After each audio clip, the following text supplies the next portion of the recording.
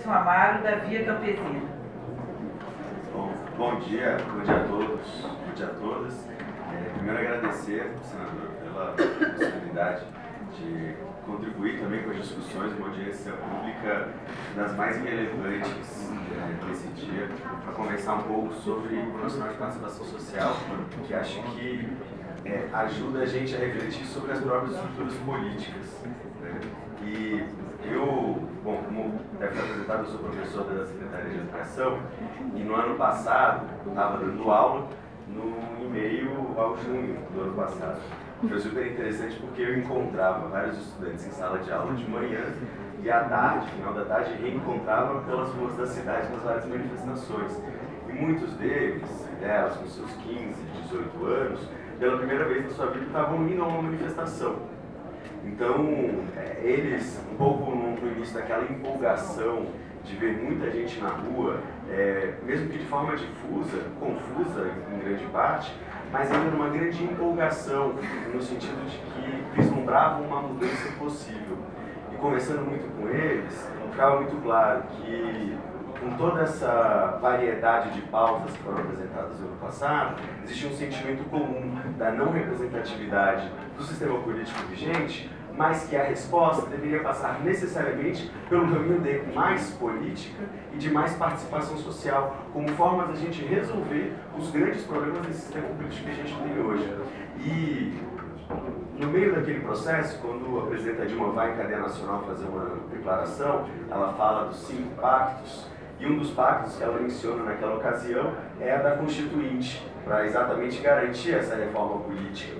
E é bem interessante porque ela ficou claro para a gente que enquanto essa mobilização, no seu sentido progressista, era muito difusa, os setores conservadores dessa nossa sociedade, ou uma elite que tem dificuldade em abrir mão dos seus privilégios, rapidamente se organizou e conseguiu travar boa parte das discussões.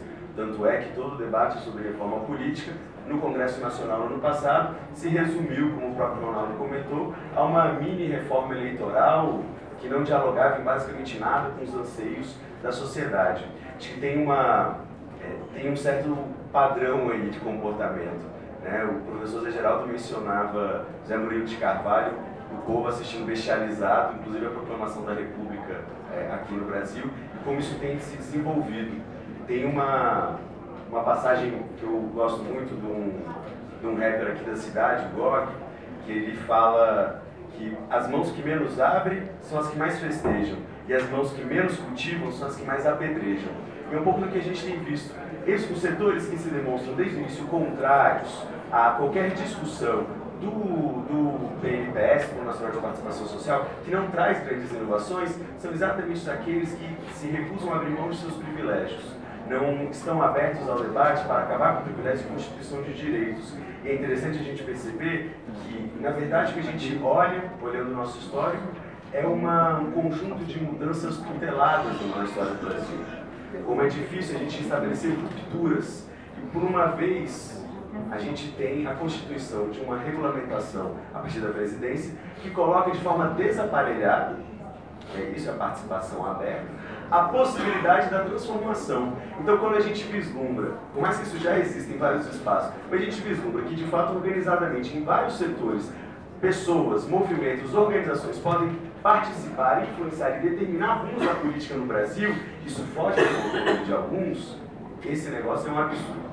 Esse negócio tem que ser acabado, tem que ser enterrado. E o espaço para discussão acaba se fechando. Muitas vezes, a gente, só para encerrar, a gente se refugia nos argumentos de forma, da forma como foi apresentado, de quando foi apresentado, e não entra no mérito de fato do conteúdo. E aí, só para encerrar, lembrando de Herrera Flores, que vai dizer que o debate de direitos humanos ele se dá em 2 grandes dimensões, no pensamento sistematizado e na ação política de fato.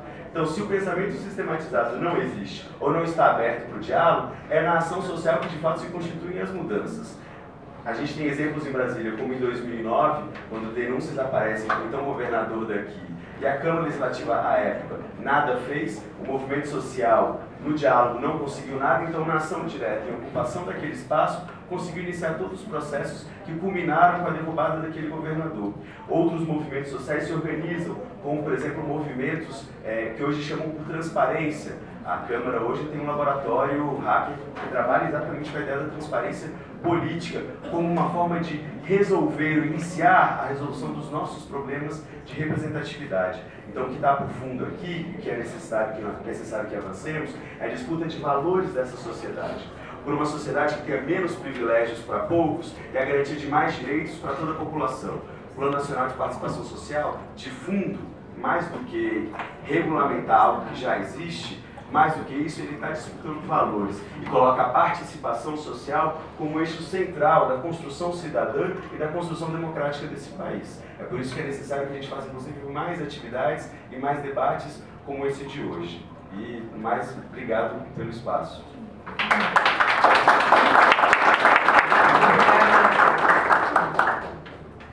Obrigada, professor Raul Cardoso. Que bom que o senhor estar aqui e faz essa brilhante fala. Eu vou conceder a palavra ao Anderson Amaro, da Via